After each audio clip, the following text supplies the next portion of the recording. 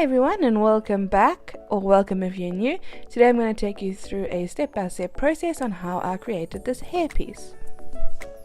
So I want to start off by showing you the different products I'm going to be using to make this. So I'm just using Fabriano Bristol paper. It is 250 GM or 140 pounds and it's quite a nice, got some tooth to it, but it's quite smooth. Then I use just a normal pencil. I'm just happen to use a clutch pencil by Faber-Castell, an eraser which is a mono 0 eraser, and for this hairstyle I'm going to be using brown, so we're going to do a brown curl. I've chosen these colors. So this is a white pencil by Luminance. This is Faber-Castell's Polychrome. Okay, the rest are all Faber-Castell Polychromos. This one is in cream, and these are going to be my highlights or my lightest tones. Then we have raw umber, and nougat is in my pencil extender. This is going to be the mid-tones. And then we have walnut brown, I believe. Yes, walnut brown and dark sepia for my shadows. I've got two because I'm going to be using this raw umber as a transition color between my light and my mid-tone. Then I've got this walnut brown as a transition color between this mid-tone and this dark sepia. You don't have to do this, but that's what I do. To start off, I highly recommend a reference photo. You need to work with a reference photo if you want to get accurate and practice properly. So I'm just using this photo I found and I'm going to be drawing one of the curls. When I start my sketch, start off with one section at a time. Don't let the whole thing overwhelm you. So I actually ended up starting over again because I messed up and I added another color, which is wheat by Derwent, and it is in the drawing range.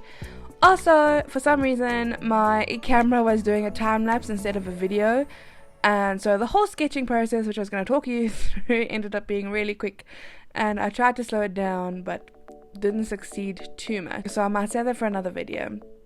And then after the sketch I just softened or lightened my sketch with a kneaded eraser. So the first bit's going to go quite quick, so you're just going to see how I do a little piece of section of hair, and then I'm going to talk you through the different strokes and what to do and what not to do.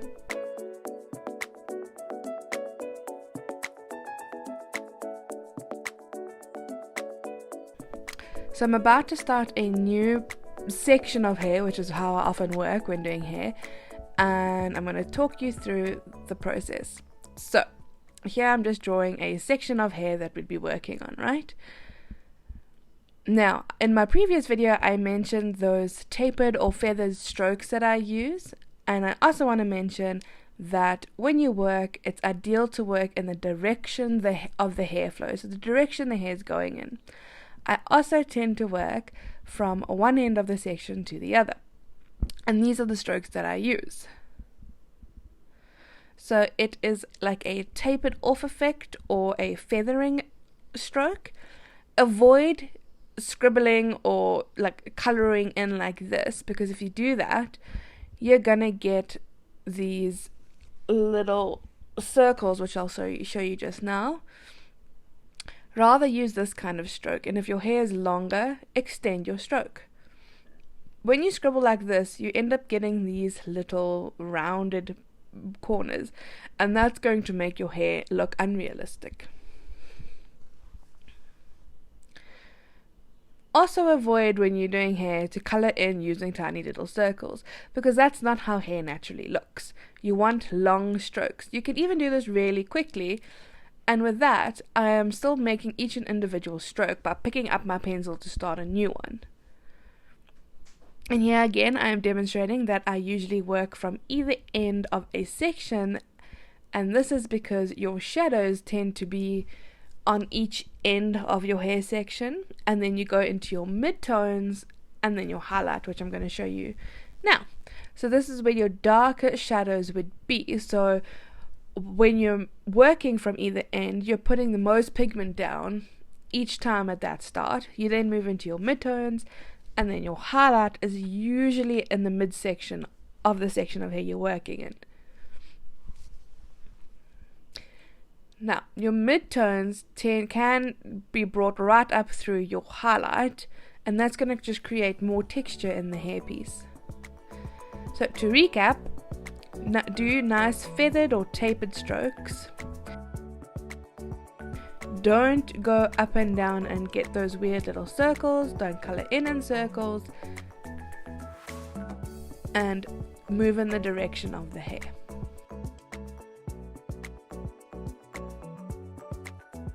So here I'm going to slow down and show you this in practice.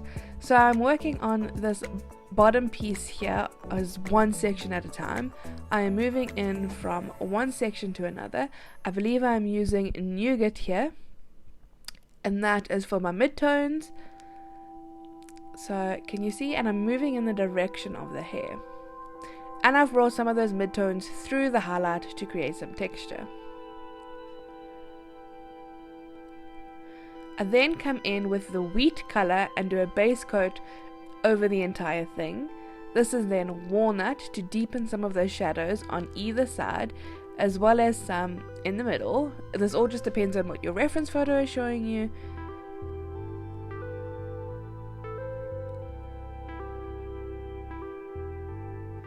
Here I again am moving in the direction that the hair is going in.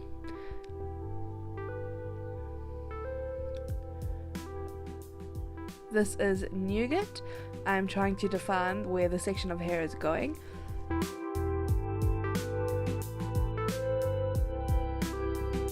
Okay, I'm coming in with wheat and defining a very light section of hair. I'm just erasing the pencil marks here. Then I come in with raw umber as a transition color and just add some texture there, and back to nougat to add more of a base and midtones. So these sections of hair at the back, I think I start most of them with the wheat color, and that is because they tend to be a bit lighter than the other pieces of hair I've done.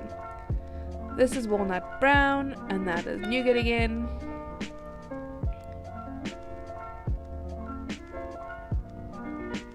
All just adding in where the hair is, moving in the direction of the hair, seeing where the shadows are and putting those in, and that basically creates your hair.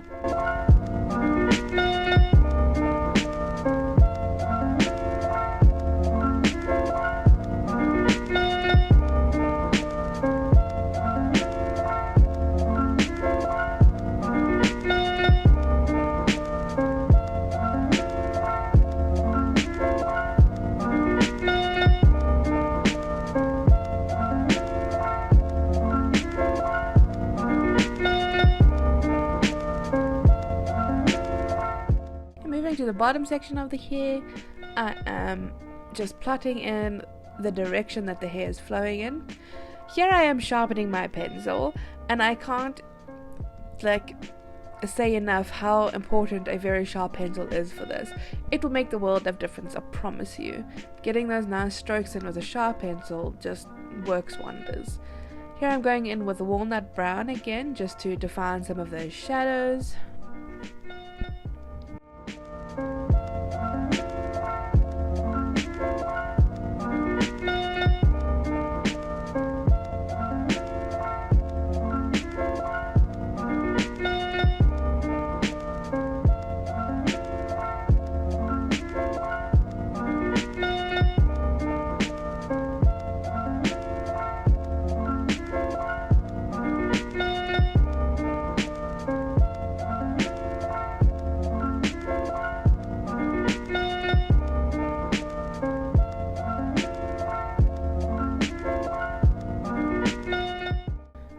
I blend with OMS, it's called Zest It. I just want to show you here that I've got a large brush. When I dip my whole brush in, I make sure to clean it off and wipe off as much as I can on that cloth. I make sure not to over blend because that can happen really easily. And then you want to make sure that OMS has dried completely, because if you don't, you will ruin the tooth of your paper and be unable to add more layers later. So here I've come in with a dark sepia color to further darken my shadows, and this just creates a more realistic look.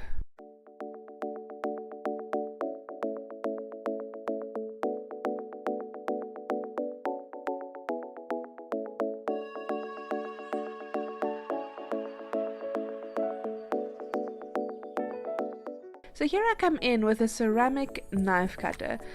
Now this works really well on smooth paper and if you have light colors underneath some dark colors. And what I use that for is to create some of those fine hair flyaways, and this just adds to the realism. Now you don't have to do this, but for me I just found that it really adds to the realism of the piece. You see, it just scrapes away those top layers of dark colors and reveals the lighter color underneath, giving the illusion of those nice light flyaways.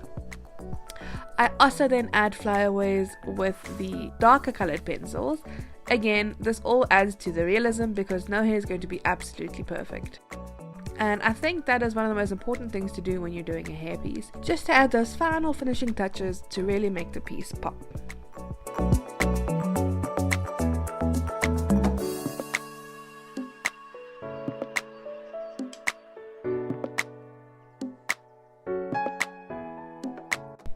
And that brings us to the end of this video. Thank you so much for watching. If you follow along or have any questions, please do let me know in the comments below. And I will see you next time. Bye!